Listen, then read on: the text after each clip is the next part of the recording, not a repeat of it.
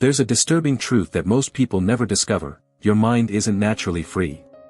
It's imprisoned by automatic thought patterns, unquestioned social beliefs, and mental habits that operate silently, drastically limiting your ability to think clearly, create original solutions, and experience reality directly and unfiltered.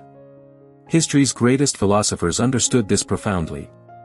They recognized that the human mind, in its natural state, is like a prisoner who has become so accustomed to his cell that he forgot there's a world beyond the bars. But unlike most people who accept this prison as inevitable reality, philosophers developed specific secret routines that literally liberated their minds from these invisible limitations.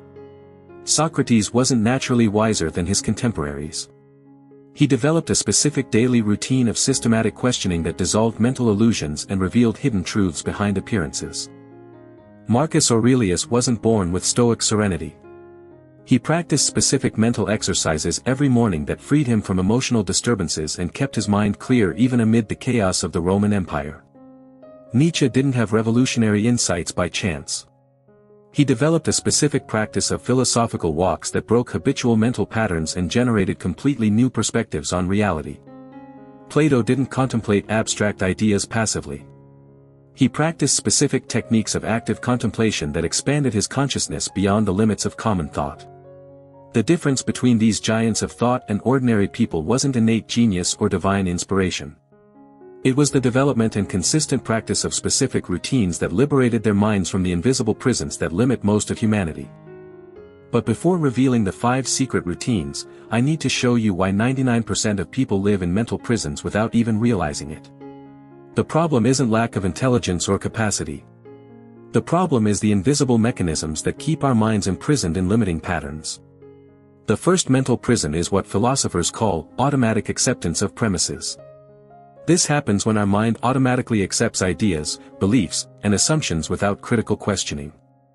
We live based on premises we never consciously examined, and these unquestioned premises become the invisible bars that limit our thinking.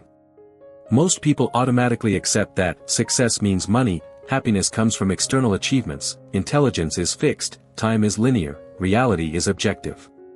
These premises were never consciously examined, but they completely determine how we think, feel, and act. Philosophers develop specific routines to identify and question these hidden premises. The second mental prison is total identification with thoughts. This happens when we can't distinguish between ourselves and our thoughts. We believe we are our thoughts, instead of recognizing that we are the consciousness that can observe thoughts. This identification makes us slaves to automatic mental patterns. When you think, "I am anxious," you're identifying with a temporary mental state. When you think, "I'm not intelligent," you're identifying with a specific mental evaluation. Philosophers developed practices to create distance between observing consciousness and observed mental contents, freeing themselves from the tyranny of automatic thoughts.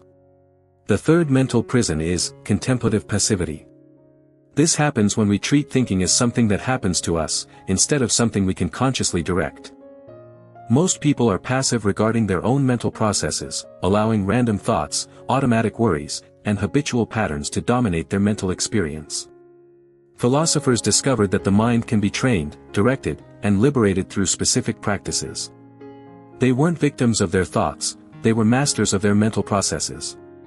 Now that you understand the invisible prisons, let me reveal the 5 secret routines that the greatest philosophers used to liberate their minds and achieve extraordinary clarity. The first routine is systematic Socratic questioning that Socrates practiced religiously every day. This isn't simply asking random questions, but a specific investigation protocol that dissolves mental illusions and reveals hidden truths behind appearances. The routine consists of choosing a belief, opinion, or assumption you automatically accept and subjecting it to a specific sequence of questions. What exactly do I mean by this? How do I know this is true? What evidence supports this belief? What evidence contradicts this belief? What assumptions am I making? What are the implications if this is true? What are the implications if this is false? The practical implementation is dedicating 15 minutes every morning to systematically question a specific belief or assumption. Start with beliefs about yourself, then expand to beliefs about the world, society, success, happiness. This systematic questioning gradually dissolves the mental illusions that limit your perception. The second routine is morning spiritual exercises that Marcus Aurelius practiced as Roman emperor. These aren't religious exercises, but specific mental trainings to free the mind from emotional disturbances and maintain clarity even in challenging situations.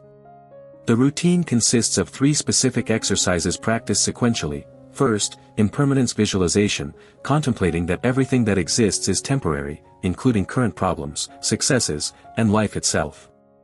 Second, separation between control and non-control, clearly identifying what is under your direct control and what isn't. Third, philosophical recontextualization, seeing challenging events as opportunities to practice virtues like courage, wisdom, and justice. The practical implementation is dedicating 10 minutes every morning to these 3 exercises before starting the day. This creates a solid mental foundation that keeps your mind free from unnecessary disturbances and focused on what really matters. The third routine is structured philosophical walking, that Nietzsche developed and practiced daily. This isn't simply walking while thinking, but a specific protocol of conscious movement that breaks habitual mental patterns and generates revolutionary insights. The routine consists of walking at a specific pace, neither too fast nor too slow, while consciously focusing on a specific philosophical question. The rhythmic physical movement frees the mind from fixed thought patterns and allows new connections and perspectives to emerge naturally. Nietzsche discovered that his most powerful ideas arose during these structured walks. The practical implementation is dedicating 30 minutes daily to philosophical walking, focusing on a specific question you want to explore. It could be, how can I live more authentically? What values really matter to me? How can I contribute more meaningfully? Physical movement combined with specific mental focus generates insights that don't arise through static thinking. The fourth routine is Platonic active contemplation, that Plato used to expand consciousness beyond the limits of common thought. This isn't passive meditation, but active and structured engagement with ideas and concepts that expands the boundaries of mental perception. The routine consists of choosing an abstract concept like justice, beauty, truth, love, or courage, and actively contemplating it through multiple perspectives. You examine the concept through specific examples, explore its manifestations in different contexts, investigate its relationships with other concepts, and try to capture its essence beyond particular manifestations. The practical implementation is dedicating 20 minutes weekly to active contemplation of a specific concept. This gradually expands your capacity for abstract thinking and perceiving patterns and connections that aren't obvious in common thought.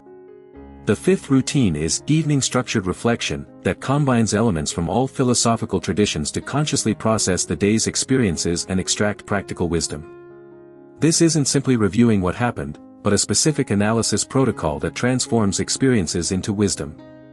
The routine consists of 5 specific stages. First, factual review, what exactly happened without interpretations or judgments. Second, reaction analysis, how you reacted emotionally and mentally to events. Third, pattern identification, what patterns of thought and behavior you can observe. Fourth, lesson extraction, what insights or wisdom can be extracted from experiences. Fifth, application planning, how you can apply these lessons in the future. The practical implementation is dedicating 15 minutes every night to this structured reflection. This transforms chaotic experiences into organized wisdom and dramatically accelerates your personal growth and mental clarity. Now I'll show you how to integrate these 5 routines into a complete mental liberation system you can implement gradually to achieve the extraordinary clarity of great philosophers. In the first week, implement only morning Socratic questioning. Choose a specific belief about yourself and dedicate 15 minutes every morning to question it systematically. This will create the foundation of critical thinking necessary for all other practices. In the second week, add Marcus Aurelius morning spiritual exercises. Practice the 3 exercises sequentially after Socratic questioning. This will add emotional stability and priority clarity to your practice. In the third week, incorporate structured philosophical walking. Choose a specific time of day to walk while contemplating an important philosophical question. This will add physical movement and dynamic perspectives to your mental practice. In the fourth week, include Platonic active contemplation once a week. Choose an abstract concept and dedicate 20 minutes to explore it through multiple perspectives. This will expand your capacity for abstract thinking. In the fifth week, complete the system with evening structured reflection. This will close the daily cycle of mental liberation, consciously processing experiences and extracting practical wisdom. Also use the principle of progressive implementation where you start with simplified versions of each routine and gradually increase depth and duration as you develop competence. This avoids overload and ensures sustainable integration. Implement the practice of monthly review where you analyze which routines are generating more mental clarity, what insights have emerged, and how you can refine your practice. Philosophers constantly refine their practices based on observed results. Remember that the goal isn't to follow these routines mechanically, but to use them as tools to develop your own capacity for free and clear thinking. Philosophers weren't followers of routines, they were creators of methods for mental liberation. Also create your own philosophical journal where you document insights, emerging questions, and observations about your mental liberation process.